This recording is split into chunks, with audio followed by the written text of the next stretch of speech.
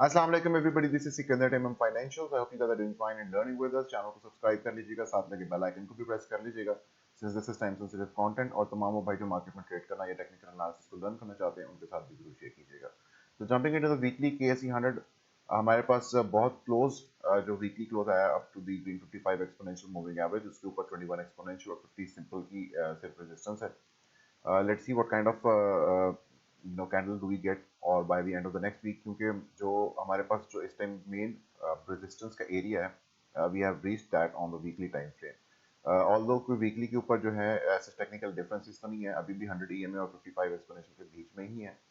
और यहाँ पर जो 55 एक्सपोनेंशियल है it's in a flattening posture, क्योंकि जो प्राइस ऊपर आई है इतना मौका नहीं मिला मूविंग एवरेजेस को कि वो एक डिक्लाइनिंग पोस्चर गेन करते over the period of time. तो उसमें हमारे पास 1 2 3 4 वीक्स में वापस मूविंग एवरेजेस ऊपर आई है. तो this is a very good chance of breaking the moving average back to the upside, क्योंकि हमारे पास अभी वो एक डिक्लाइनिंग पोस्चर उन्होंने अचीव नहीं किया सिवाय 21 एक्सपोनेंशियल के, और वो भी ऐसा कोई बहुत ज़्यादा डिक्लाइनिंग पोस्चर नहीं है. So we can there is a chance कि हमारे पास मूविंग एवरेजेस को ब्रेक करने का यहाँ पे मौका मिल जाए.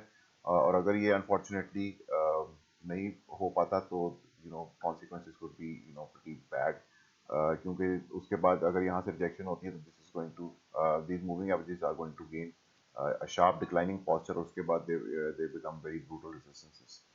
सो उसमें प्रीवियसली भी मैं आपको मूविंग एवरेजेस की जो वीडियो बना के दी थी उसमें मैंने आपको बताया था. यहाँ पे भी यू कैन सी कि जब हम एक शार्प इंक्लाइनिंग पोस्चर में होते हैं तो it's very difficult to break them to the downside. जैसे ही फ्लैटन आउट होते हैं तो इजीली मूव जो है ये ब्रेक हो जाती है. तो right now they are in a flattening posture, कोई इतना ज़्यादा डिक्लाइनिंग पोस्चर नहीं है. तो अगर हम यहीं पे ऊपर आ जाते हैं तो can be a very good thing for the weekly time frame. Shorter term time frame में देखते हैं. शॉर्टर टर्म टाइम फ्रेम में जो हमारे पास आवली में ब्रेकआउट हो उसके ऊपर बाद में चलते हैं. लेकिन जो ब्रेकआउट है उसके बाद इस वक्त जो डेली टाइम फ्रेम है उसके ऊपर मेन जो एक परेशानी का बाइस बन सकती है वो ये चीज़ है दिस हाई.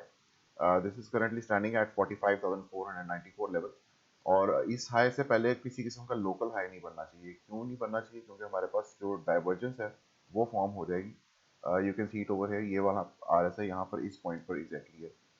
सो इस पॉइंट और इस पॉइंट में आप देख सकते हैं कि there is a difference. RSI already ऊपर जा चुकी हुई है, जबकि ये RSI का पॉइंट जो है ये नीचे लोअर है. तो यहाँ पर हमारे पास जो प्राइस है वो ऊपर है और इस वक्त प्राइस नीचे. इससे सिर्फ ये बताने का आपको वजह ये है क्योंकि obviously we are learning over here, और ये एक फॉरवर्ड असम्पशन है लर्निंग के लिए कि what you can C is के हमारे पास प्राइस यहाँ पर नीचे है और यहाँ पर ऊपर है, जबकि RSI इसके बिल्कुल ऑपोजिट है.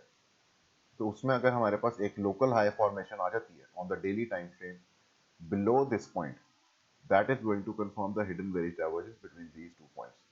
उसमें जो ट्रिकी पार्ट है वो ये है कि हमें ये देखना है कि हमारे पास किसी किस्म की लोकल हाई फॉर्मेशन नहीं आनी चाहिए without taking out this part, क्योंकि अगर एक दफ़ा हम इस पार्ट के ऊपर क्लोज कर लेते हैं तो ये RSI फिर चाहे जहाँ भी हो it's going to justify itself between this point and this point.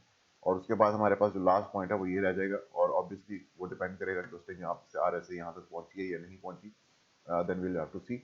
लेकिन ये एक मेन कंसर्न है मेरा अगले कुछ दिनों में, यहाँ पर किसी किस्म की लोकल हाई फॉर्मेशन नहीं होनी चाहिए, जिसका दूसरा मतलब ये भी है कि ये जो ब्रेकआउट हुआ है ये मूव स्ट्रेट वे हमें डेली क्लोज दे दे somewhere around above 45,500 points approximately. तो अगर हमें ये मिल जाता है without making any kind of local high formation. Local high formation का क्या मतलब है कि एक बुलिश कैंडल जो कि एक बेरिश कैंडल से रिट्रेस हो जाए, यानी कि एक बुलिश डे जो है वो वापस अगले दिन बेरिश डे से क्लोज हो जाए और वो पूरी कैंडल रिट्रेस हो जाए. That is going to confirm a local high. You can see it over here as well, somewhat like this as well. इस तरह के जो लोकल ये आप देख सकते हैं, this is a very good example. यहाँ पे एक गुड एग्जांपल है. इस किस्म की कोई लोकल हाई फॉर्मेशन नहीं आनी चाहिए बिफोर दिस पॉइंट.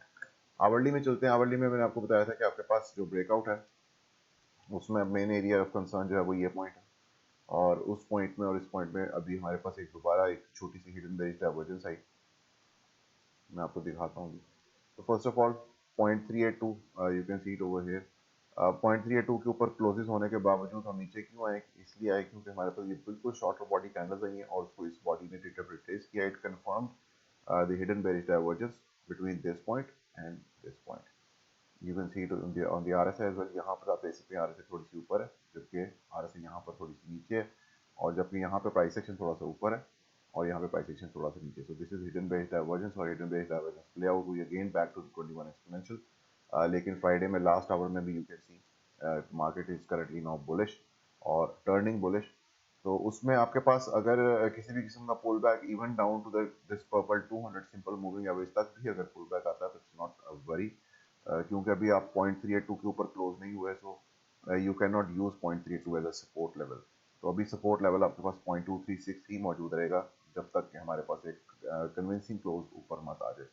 यहाँ पर आए थे, लेकिन जितनी वो शॉर्टर बॉडी कैंडल थी, दे वर ऑलरेडी इंडिकेटिंग कि किसी भी टाइम जरा सी भी कैंडल रिट्रेस होगी तो this is going to confirm a hidden based divergence between this and this point, और वो फाइनली प्ले आउट हो जाएगी, and this is what actually has happened in the latter half of the day. खैर जो last candle थी उसने that is indicating कि जितनी बेरिश डाइवर्जेंस प्ले होनी थी वो प्ले हो गई है।